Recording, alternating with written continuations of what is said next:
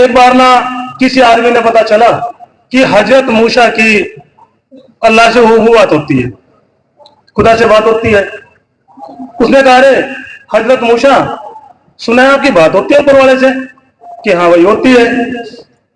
कि उससे ये कहना जाकर के जब मिलेगा कि इसको और नहीं देना, मुझे और नहीं देना, बहुत है मेरे पास बंगला है, गाड़ी है, बेटे हैं, बेटियां हैं, धन है, माल है, सब कुछ है। ऊपर वाले से कहना कि इसको और नहीं देना कुछ।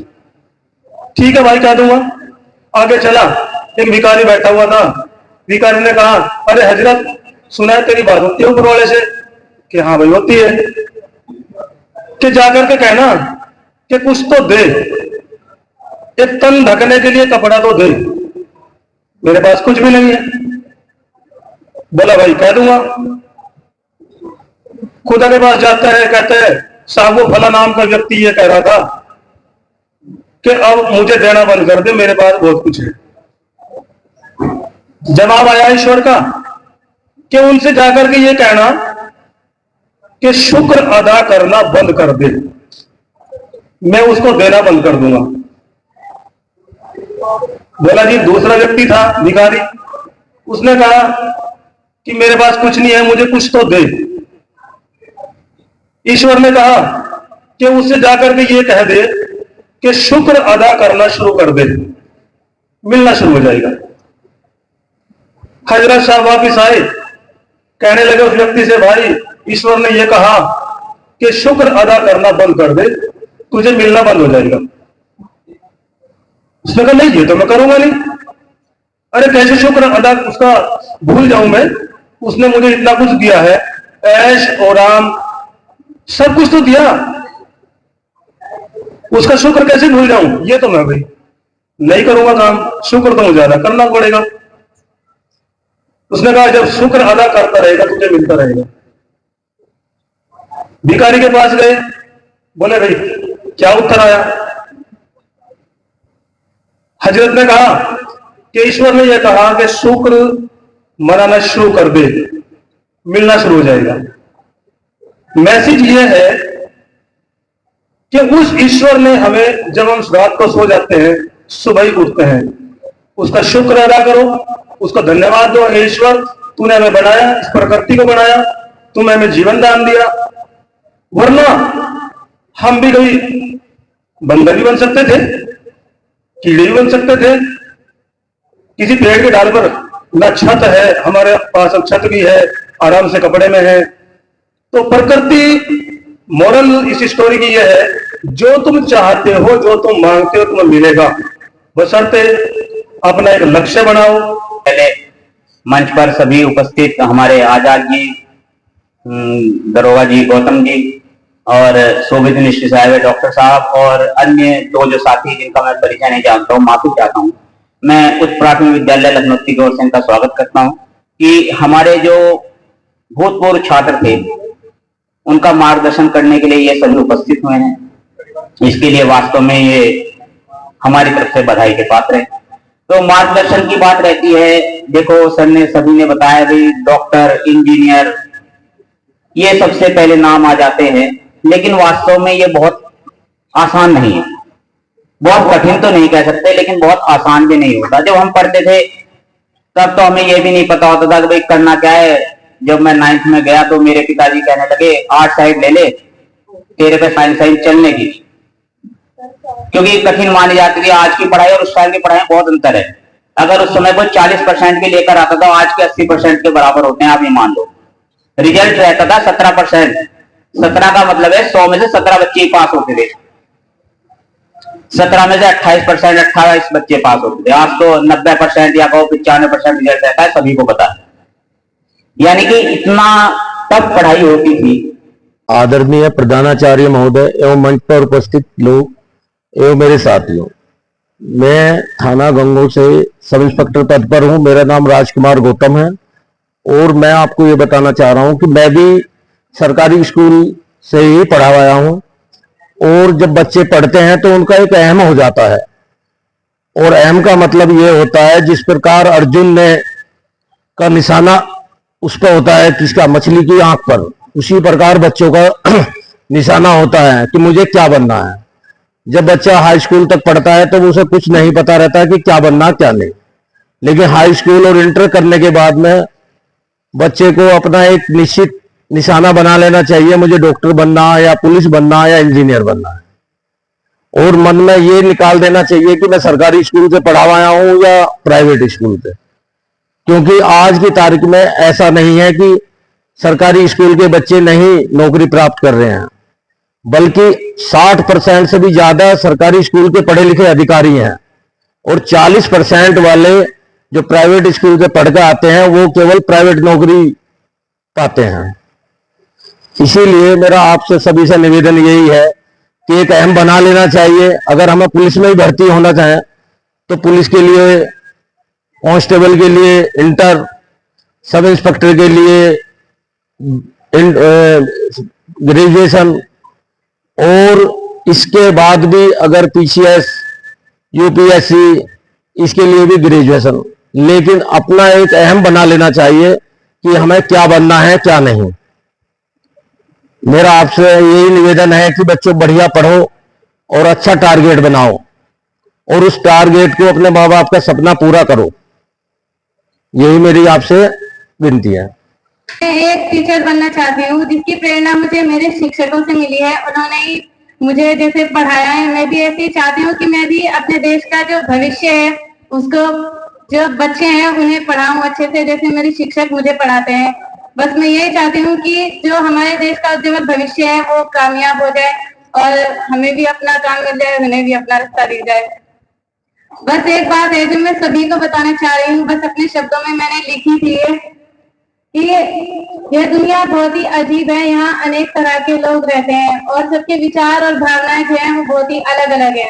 कुछ लोग तो सिर्फ डींगे हारते हैं और कुछ कर भी दिखाते हैं, तो कुछ सिर्फ दूसरों की बातों को सुनने और उन्हें देखने में ही अपना जीवन व्यतीत कर देते हैं। ऐसे मनुष्य तो बहुत मिलेंगे जो लोगों को अपनी कहानी और दुख सुनाते हैं, उसमें ही अपना समय बिता देते हैं और जब वो बर्बाद हो जाते हैं, खुद कुछ नहीं करते हैं, फिर वो बैठकर यही सोचते हैं कि काश हम भी कुछ कर लेते। करना चाहती हूँ कि वो हमारे विद्यालय में हमें कैरियर गाइडेंस के बारे में बताने के लिए यहाँ पर आमंत्रित हुए। उसके लिए आप सबका बहुत बहुत धन्यवाद। मैं जितना कैरियर गाइडेंस के बारे में जानती हूँ मैं आप सबको बताना चाहती हूँ। कैरियर गाइडेंस से हमें बहुत सारे फायदे हैं और हमें ये भी पता चलता है कि हमारे लिए क्या सही चुनाव है और क्या गलत। इससे हमें ये पता चल जाता है कि हमारे लिए, हमारे जीवन में, हमारे कैरियर में क्या हमारे लिए सही चुनाव है, हम क्या बन सकते हैं और क्या नहीं। उन्होंने हमें जो कैरियर गाइडेंस, मैं अपने टीचर का भी बहुत बहुत धन्यवाद करना चाहती हूँ कि उन्होंने हमें मौका दिया कि हम कैरियर गाइडेंस के बारे में जान सके। किसी को अगर हम इसमें से, हम सब में से अगर किसी को पुलिस, इंजीनियर आदि कुछ भी बनना है तो वो उसमें आपको कैरियर गाइडेंस आपको इसमें मदद करता है, जिससे मेरा सपना ये है कि मैं आईपीएस ऑफिसर बनूं, जिससे मैं अपने देश का, अपने टीचर्स का और अपने पेरेंट्स का नाम रोशन कर सकूं। धन्यवाद। जय।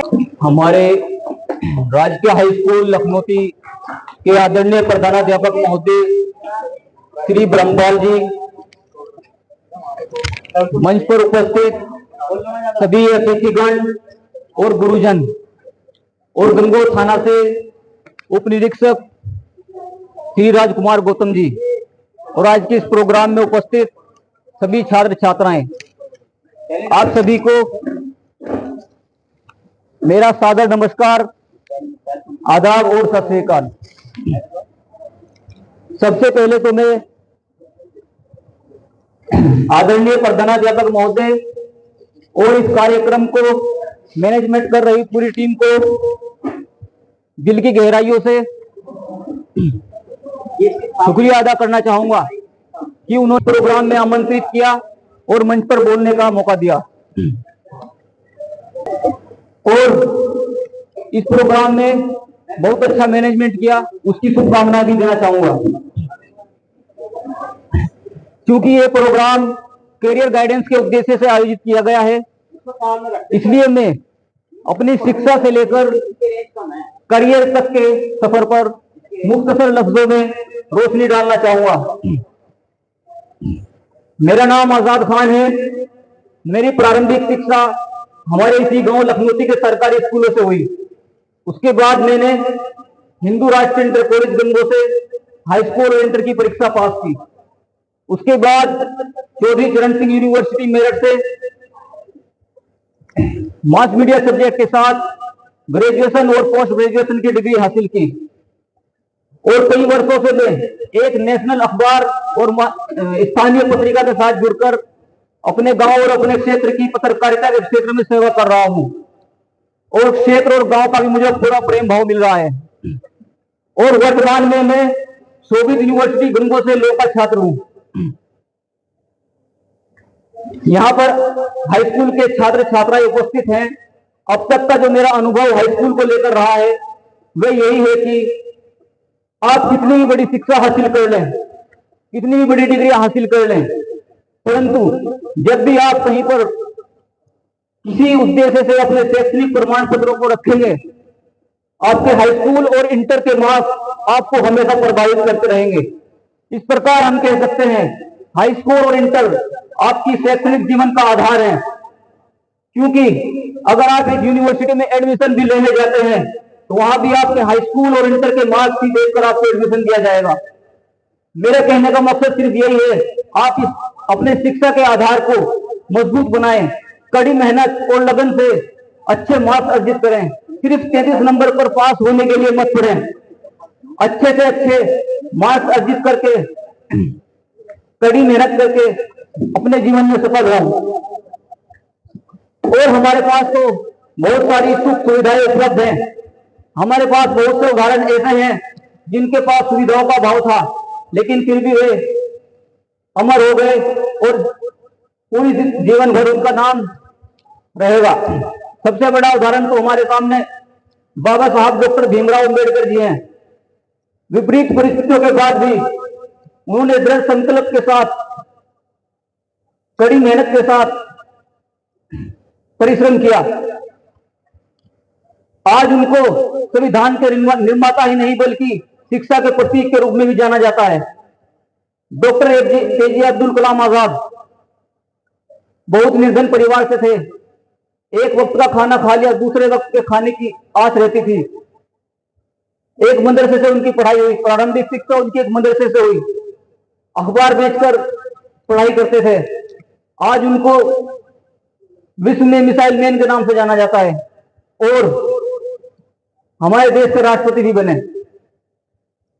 मेरे कहने का मकसद यही है, सिर्फ आप अपने शिक्षा के आधार को मजबूत करके आगे की शिक्षा को सफल बना सकते हैं। और मुझे इस बात की बहुत खुशी है, हमारे गांव लखनौती में अब कुशल अध्यापकों के नेतृत्व में गवर्नमेंट हाई स्कूल संचालित है। जब हमने हाई स्कूल और इंटर किया उस वक्त यहाँ पर कोई गवर्नमेंट हाई स्कूल नहीं था। सामाजिक रीति रिवाज और माहौल के डर से हमारे गांव की बहन बेटियां गांव में स्कूल न होने के अभाव में अशिक्षित रह जाती थी। लेकिन अब मुझे अपने गांव का शिक्षा के क्षेत्र में भविष्य उज्जवल लगता है। अपनी बात को आगे न बढ़ाते हुए एक शेर के साथ अपनी वाणी को विराम दूंगा। खुदी को कर बुलंद इतना कि खुदी को कर बुलंद इतना, हर तकदीर से पहले खुदा बंदे से खुद पूछे बता तेरी रजा क्या है। धन्यवाद। जय हिंद, जय भारत, जय संविधान।